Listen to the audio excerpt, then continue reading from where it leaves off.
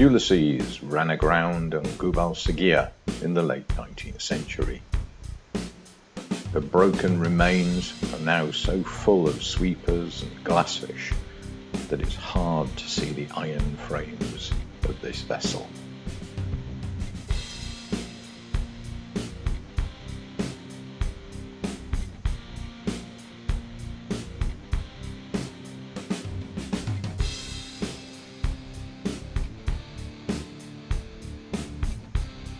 Only when the fish part does the shape of the wreck come into view.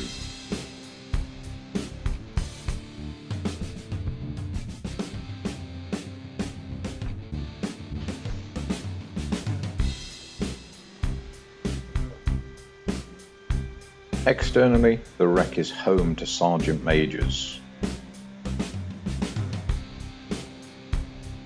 and scorpionfish are easily found in this area.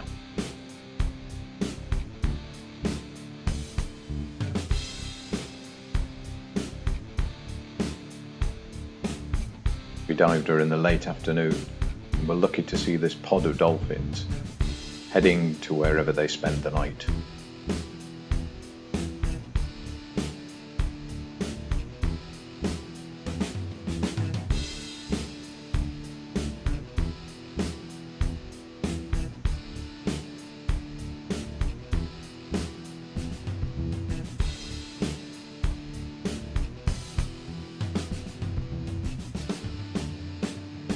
Whirlwind moored over the barge for the night dive.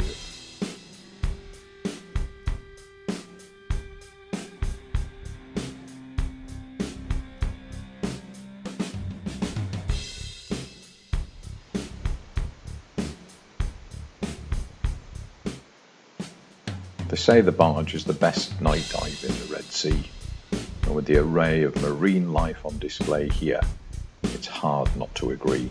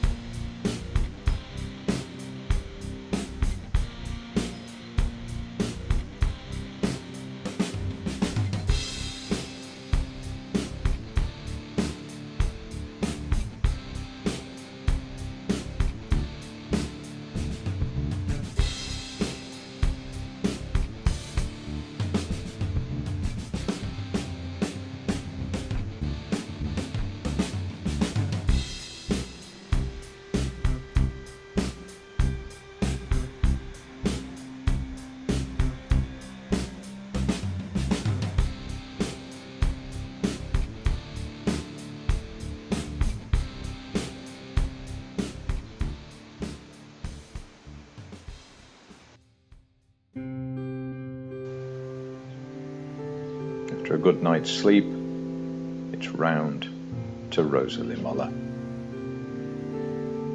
For me, the best wreck in the North Red Sea. This is where the bomb that sank her actually exploded, dropping between her cargo of coal and the thin plating of her hull. It's blown a huge hole in her side. Swim in through there, and that's the remains of her cargo of Welsh coal.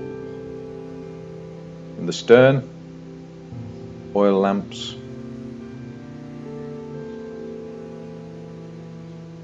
and a variety of spare ventilator cowls. Look at the hull sides, all of those portholes are intact. Let's swim forward to this break in the bulkhead, and there's her triple expansion engine.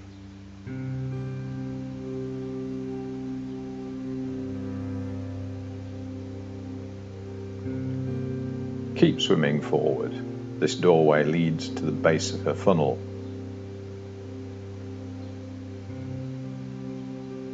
A jumble of stairways, machinery, all broken.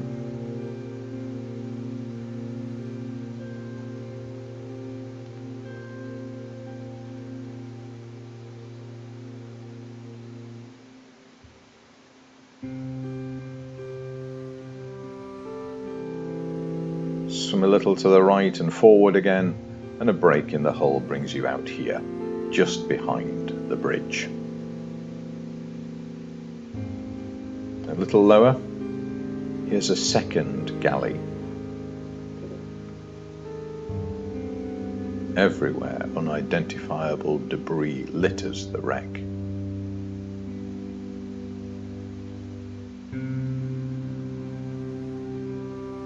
Bridge is full of glassfish and sweepers.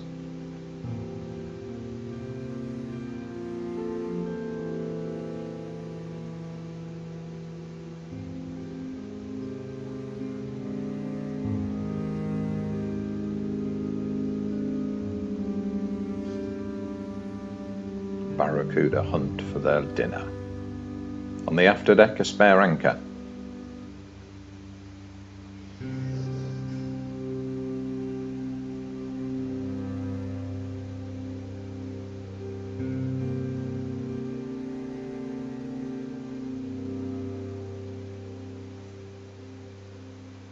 Maybe a little bit of deco. Early the following morning, sun just rising, time to cross north, to head along the reef at Shag Rock to dive the wreck of the Kingston.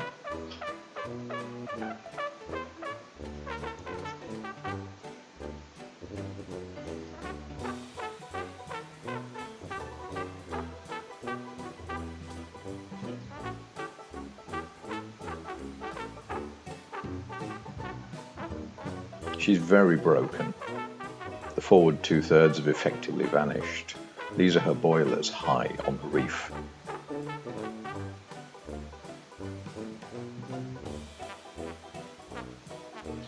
Inside, some of the machinery that would have worked the vessel is still visible.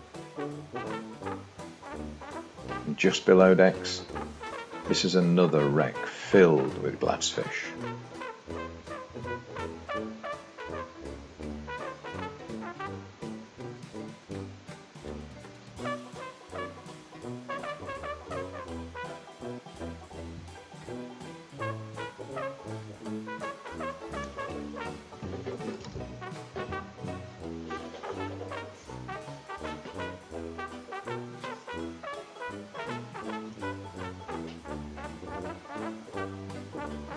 Directly above those glassfish is this intact spare propeller.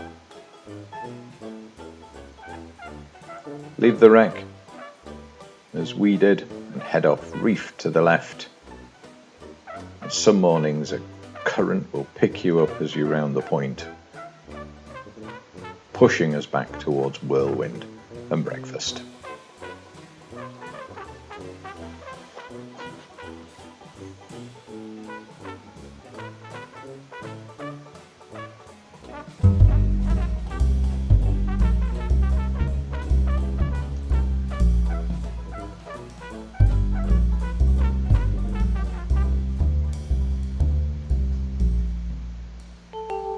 Next came the most famous wreck of them all, Thistlegorm at Shaab al Erg.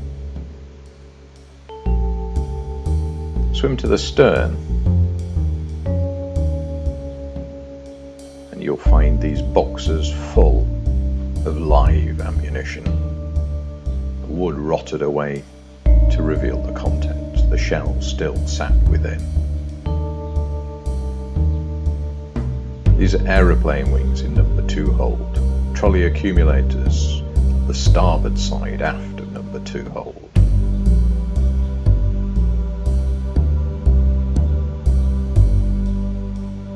We saw these 2 RAF Pundit airfield location vehicles intended for the RAF in North Africa in the Second World War.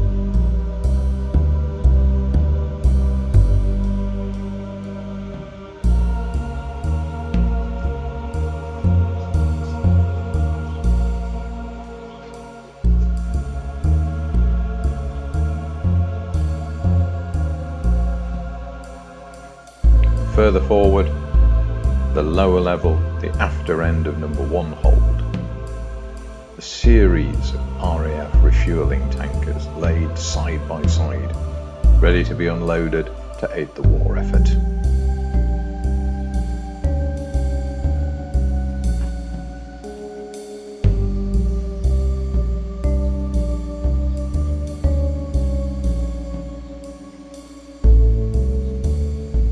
And on the floor of number 2 hold, cased 303 Lee Enfield rifles, field kitchen units, and much, much more.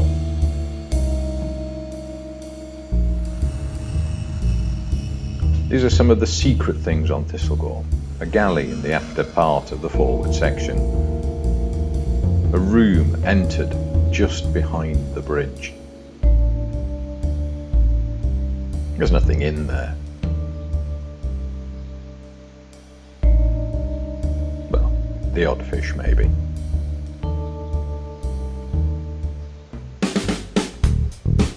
And then it was time to move along, and we dived Dunraven next. Another 19th century sail and screw steamer. Swim inside, the inevitable shoals of fish, but follow the prop shaft forward. And there's this completely intact compound steam engine. It's upside down, but it looks like a good club equipment officer could have it back on the surface and operating again.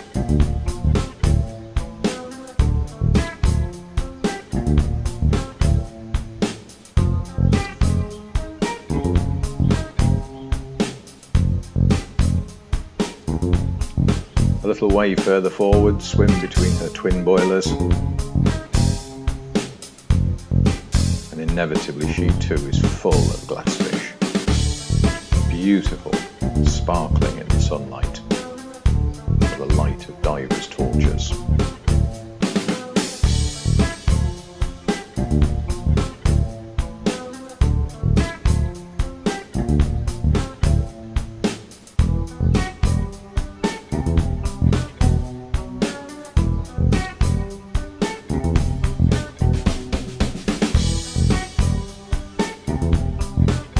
Followed the hull forward to her bow.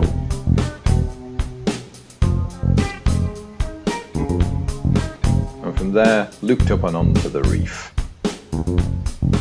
3 to 5 meters of water. The colour and the life was spectacular.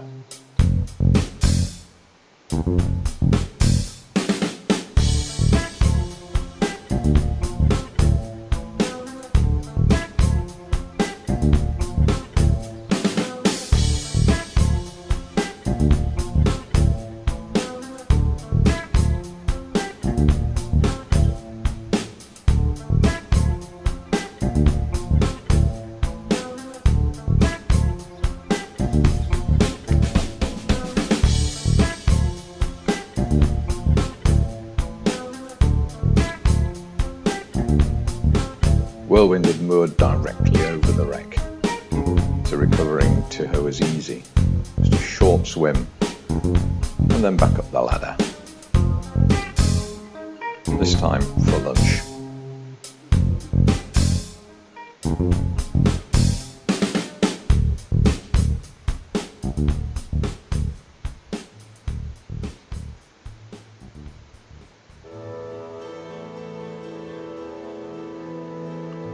After a short crossing to Abu Nuhas, the first of our wrecks there was Chrisoula K. The stern lies intact, broken away from the rest of the wreck.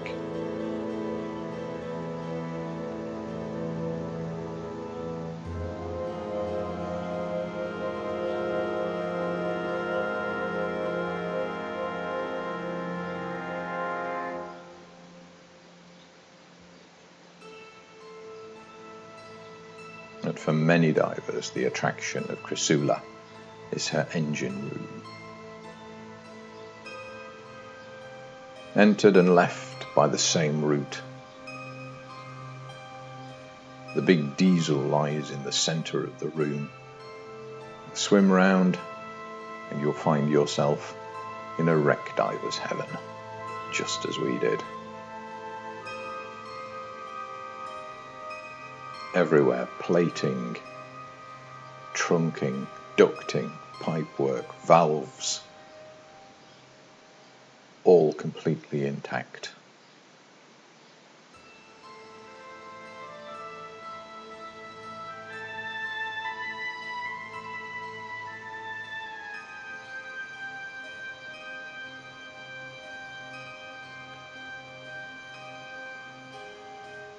Stairways still lead up to gantries.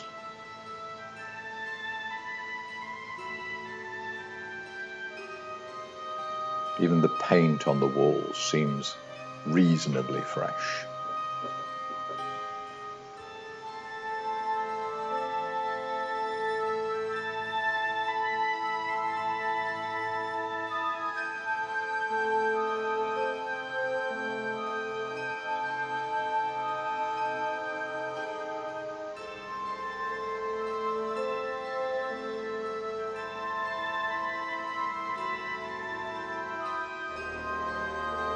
There's no clear surface in here. You get out the same way you came in, but it was fascinating.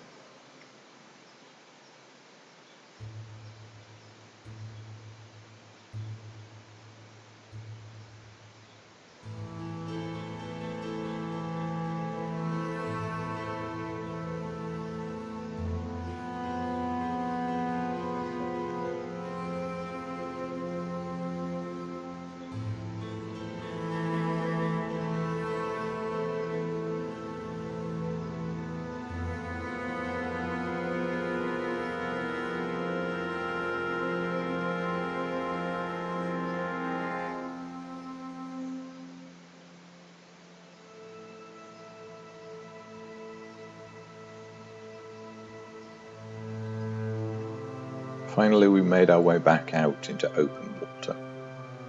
But there are more places on this wreck to discover, as we found. This is the galley in the midships area.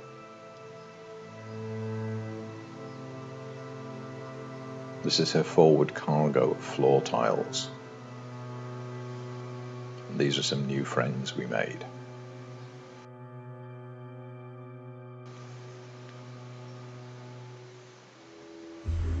When the sun went down, we night dived the reef at Abu Nuhas.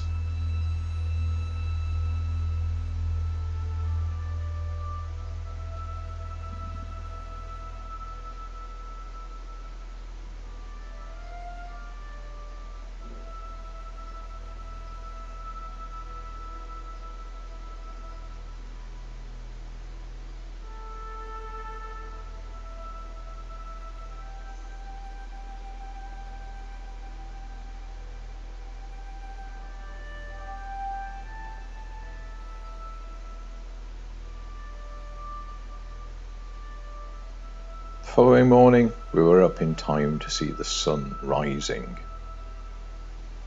and calm water over the face of the reef.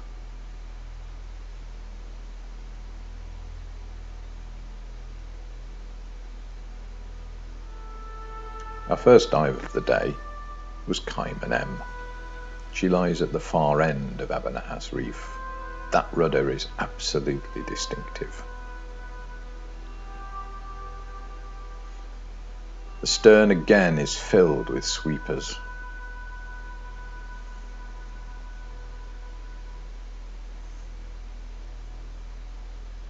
And this is another wreck that tempts you to explore, to find what there may be left after her time on the reef. She's well broken. It's hard to see and to understand what you're looking at. But it's worth the effort, as we found out.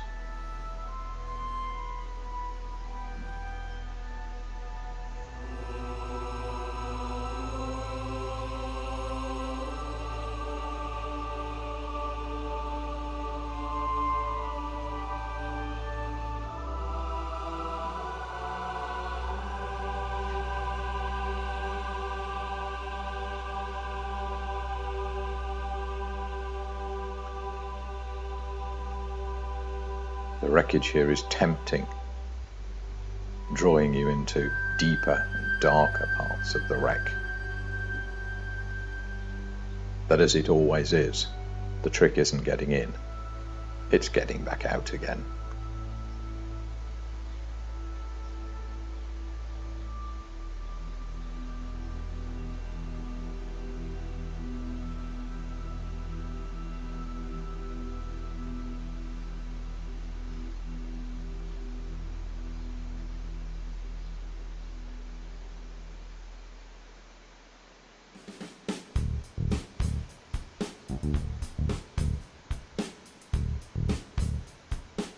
And then it's out into clear blue water.